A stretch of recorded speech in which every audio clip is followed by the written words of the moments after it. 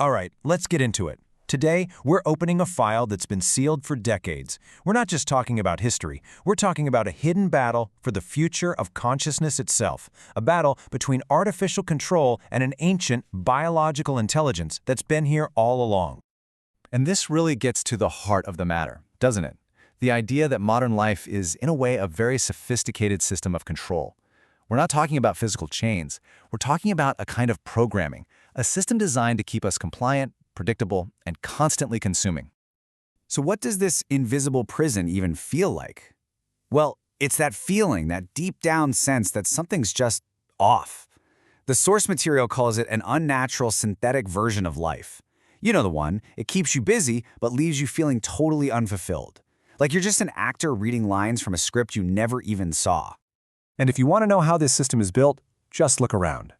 From the moment we enter school, we are being conditioned. The goal isn't always to create free, critical thinkers. It's often to create predictable cogs in the economic machine.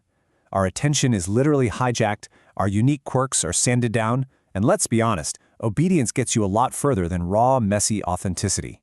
And this right here? This is the psychological engine that makes it all run. It's no accident. Our self-worth gets tied to all these external things. Our grades, our job title, how many likes we get. And by doing that, the system makes sure we keep chasing its goals, not necessarily our own.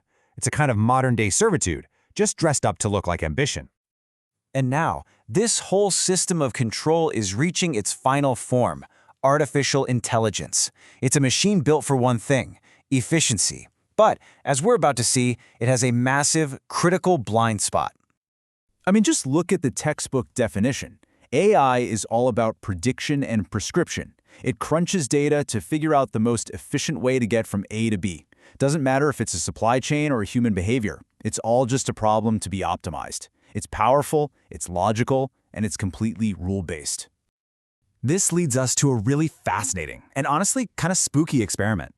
The famous mycologist Paul Stamets decided to ask a sophisticated AI a question.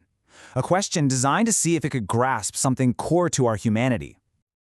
I don't understand. Think about that. Those three words are so telling. This incredible machine, this marvel of logic, just could not compute a selfless act of kindness. To the AI, it was just inefficient, a bug in the system.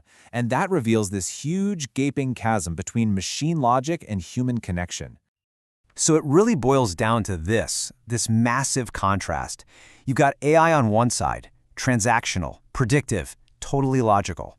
And on the other, you have the kind of intelligence you find in nature, interconnected, resilient, adaptive, and built on principles like kindness that actually make the whole network stronger. Which brings us to the antidote, the answer to the soulless machine. We're about to dive into an ancient biological network that's been running this planet for millions of years, a natural intelligence that we're only now, finally, beginning to appreciate. This question is the turning point for everything we're talking about today. We've laid out the problem of this synthetic world and its ultimate expression, AI. So what if the solution isn't more tech? What if it's biology? The answer, believe it or not, is fungi, specifically the mycelial network. This massive underground web that connects the roots of almost all plant life, creating a planet-wide internet for communication and sharing resources. And the properties of this network, they're just mind-blowing. First off, we share over half of our DNA with fungi. They breathe oxygen, just like us. But get this, the structure of mycelium looks almost identical to the neural networks in our brain, the layout of the internet, and even the cosmic web of dark matter. It's a fractal pattern. This isn't just some passive root system. It's a distributed planetary intelligence. Okay, so if this giant biological brain exists right under our feet, how in the world do we connect with it? Well, there's a fascinating theory about a potential key that could unlock that very connection. The theory, which has been explored by people like Terence McKenna and Paul Stamets, is that psilocybin, the compound in magic mushrooms, might act like a neurotransmitter for this planetary network. In a world that's constantly trying to disconnect us, this might be the biological tool that plugs us back in. And you know what? There's real science here. Psilocybin is a powerhouse for neuroplasticity. As you can see, it triggers synaptogenesis. That's the birth of new connections between neurons. It literally helps your brain break out of those old, rigid, conditioned ways of thinking and form new pathways, and helps you rewire yourself.